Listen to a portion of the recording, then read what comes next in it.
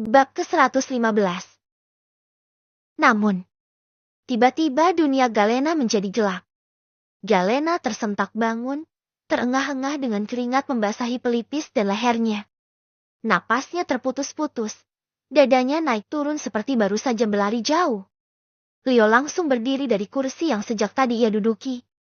Wajahnya panik begitu melihat adik sepupunya itu seperti baru saja terbangun dari mimpi buruk yang menakutkan. Nah! Kamu kenapa? Kamu mimpi buruk ya? Hei, tenang. Lihat aku. Lihat abang. Ucap Leo sambil memegang wajah Galena dengan kedua tangannya. Galena memegangi dada kirinya. Air matanya masih mengalir deras, dan napasnya belum stabil.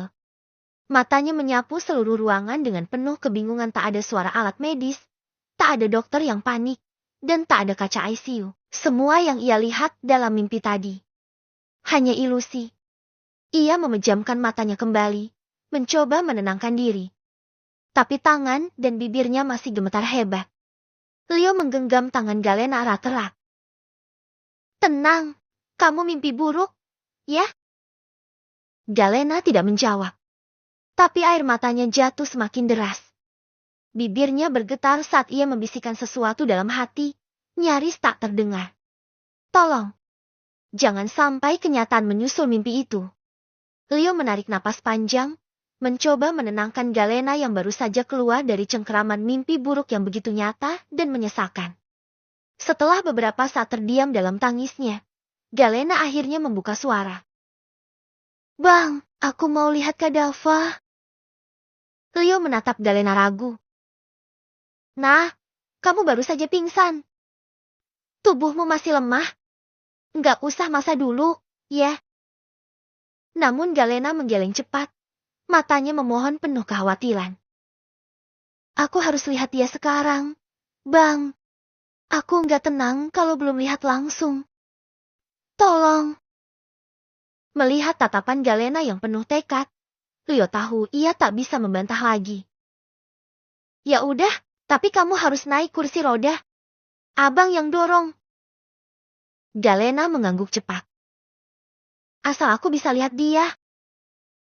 Dengan hati-hati, Leo membantu Galena duduk di kursi roda dan membawakan infusnya sekalian.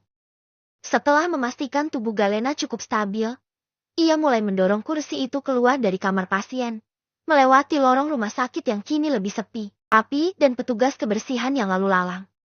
Galena langsung menoleh dengan alis bertaut. Bang, di mana Kak Dava? Tanyanya.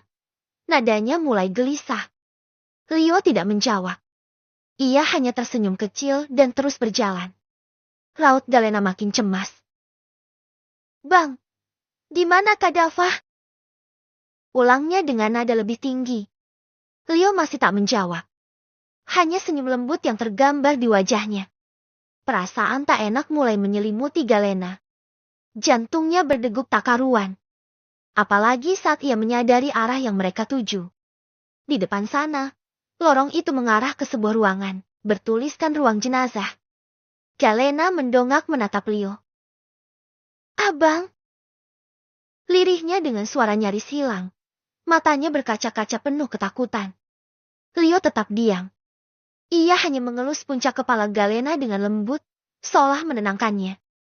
Galena menunduk, air matanya jatuh tanpa bisa ditahan. Bibirnya terus menggumam pelan. Enggak mungkin. Namun saat tepat di depan pintu ruang jenazah, Leo tidak berhenti. Ia malah melewatinya begitu saja, membuat Galena langsung menoleh cepat. Ia menatap Leo dengan napas yang mulai berderak kembali. Leo sekali lagi mengelus puncak kepala Galena tanpa berkata sepatah kata pun. Galena sedikit merasa lega. Ketakutan yang sempat mencekik dadanya mulai surut. Meski kebingungan masih menyelimuti. Ia tidak tahu hendak dibawa kemana. Tak lama kemudian, mereka berbelok ke lorong sebelah kiri. Leo menghentikan langkahnya di depan lift, lalu menekan tombol naik. Ketika lift terbuka, mereka masuk. Leo memencet tombol menuju lantai 5. Bang, kita mau kemana? Nana mau ke Kak Dava, tapi kenapa dari tadi nggak sampai-sampai? Tanya Galena dengan suara lirih. Matanya menatap Leo penuh tanya. Leo menjawab dengan lembut. Sebentar lagi, deh. Galena kembali bertanya. Kak Dava baik-baik saja, kan? Leo diam sejenak sebelum menjawab pelan. Kita lihat nanti, ya. Lift berbunyi saat tiba di lantai 5. Pintu terbuka. Leo mendorong kursi roda Galena keluar dan berjalan melewati lorong yang lebih tenang dan sepi. Akhirnya, dan terlihatlah sebuah ruangan pasien yang sangat luas dan mewah di dalamnya. Ruangan itu lebih mirip kamar hotel bintang 5 daripada ruang rawat rumah sakit dinding dengan motif lembut, perabotan mahal, lampu gantung kecil di tengah langit-langit, dan aroma menenangkan yang samar tercium. Namun bukan kemewahan ruangan itu yang menarik perhatian Galena. Matanya langsung tertuju pada satu titik. Pada sosok yang terbaring lemah di atas ranjang pasien. Sosok laki-laki yang paling ia cintai. Dava. Begitu pintu terbuka dan terlihat ruangan mewah yang sangat luas, Leo segera mendorong kursi roda Galena mendekati ranjang tempat Dava terbaring. Galena hanya terdiam. Matanya terus memandang sosok lelaki yang selama ini selalu menjaganya kini justru terbaring tak berdaya di hadapannya. Sesampainya di sisi ranjang, Galena menghentikan pandangannya pada wajah Dava yang pucat. Wajah itu begitu tenang, seperti sedang tidur dalam kelelahan yang amat panjang. Tanpa pikir panjang, Galena segera meraih tangan Dava, menggenggamnya erat dengan kedua tangan yang masih gemetar. Matanya berkaca-kaca. Napasnya berat. Jari-jarinya mengusap punggung tangan Dava dengan lembut, seolah mencoba menyalurkan kehangatan, seolah berharap sentuhannya bisa membangunkan suaminya dari tidur panjang itu. Tak lama, Galena mengangkat wajah dan menatap ke arah sofa, tempat ayah Ferdi duduk. Pria parubaya itu tampak masih terjaga meski malam hampir berganti pagi. Ia mendekat perlahan saat menyadari tatapan penuh tanya dari Galena. Ya, kenapa Kak Dava dipindahkan ke sini? Tanya Galena pelan. Suaranya nyaris tak terdengar. Ayah Ferdi tersenyum lembut, menenangkan. Ia mengelus kepala Galena penuh kasih, seperti seorang ayah kepada anak perempuannya. Karena Dava sudah melewati masa kritisnya. Sayang, dokter memindahkannya ke ruangan ini supaya lebih tenang dan mudah untuk menjenguknya tanpa harus bergantian. Mendengar itu, senyum harum mereka di wajah Galena. Namun senyum itu tak bertahan lama. Ayah Ferdi melanjutkan dengan suara hati-hati. Tapi, kalau dalam 2 jam ke depan Dava belum juga sadar, dokter bilang, kemungkinan besar dia akan koma. Jantung Galena serasa dihantam keras. Ia membeku. Tubuhnya menegang, air matanya hampir kembali tumpah. Tapi ayah Ferdi menenangkannya dengan kembali mengusap kepalanya lembut. Jangan takut, sayang. Dava itu kuat. Dokter juga bilang, komunikasi dari orang terdekat bisa sangat membantu. Walaupun dia belum merespons, tetap ajak bicara. Misa Jeti, hatinya mendengar semuanya. Galena mengangguk pelan. Ia kembali menatap wajah Dava, mengatur napasnya yang mulai tak beraturan. Ia ingin percaya. Ingin sekali percaya kalau Dava akan segera kalimat yang keluar dari bibirnya. Kak, maaf ya. Lirihnya. Maaf, sampai kakak harus kayak gini. Semua karena Nana. Kalau aja kakak nggak nyelamatin aku, kakak nggak akan kayak gini. Aku tahu kamu pasti marah kalau aku nyalahin diri sendiri. Tapi, aku tetap merasa bersalah. Kak, aku nggak mau kehilangan orang yang aku sayang untuk yang kedua kalinya karena nyelamatin aku. Ia menarik napas dalam, mencoba menenangkan isaknya. Tapi air mata tetap mengalir di pipinya. Dan Nana nggak suka lihat kakak kayak gini.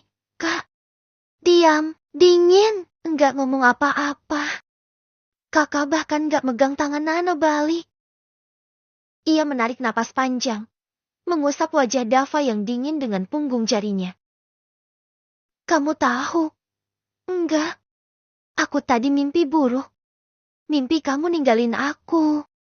Rasanya sesak banget, aku sampai bangun nangis. Kak, tapi aku yakin, itu cuma mimpi. Karena kamu gak mungkin ninggalin aku, kan? Suaranya serak. Ia menunduk, mengecup punggung tangan Dava penuh harap.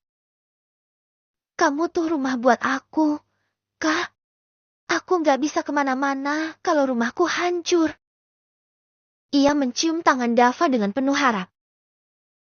Kak, buka mata. Ya, aku tahu kakak capek.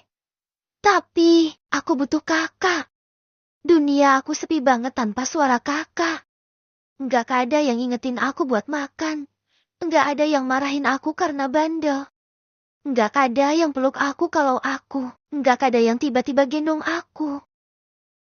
Galena mengusap air matanya dengan punggung tangan, lalu kembali meraih tangan Dava dan memeluknya erat di dadanya. 3 minggu lagi kita mau berangkat ke Amerika buat lomba musik. Tapi kakak malah gini. Ayo bangun. Katanya mau sekalian liburan di Amrik. Ia sedikit bangkit dari kursi rodanya dan mendekatkan wajahnya ke wajah Dava, menatap dalam ke arah mata yang masih terpejam rapat. Kalau kakak bisa dengar, tolong, bangun. Nana di sini, selalu di sini buat kakak. Tangis Galena meredup, berubah menjadi isakan pelan yang terpendam dalam dada.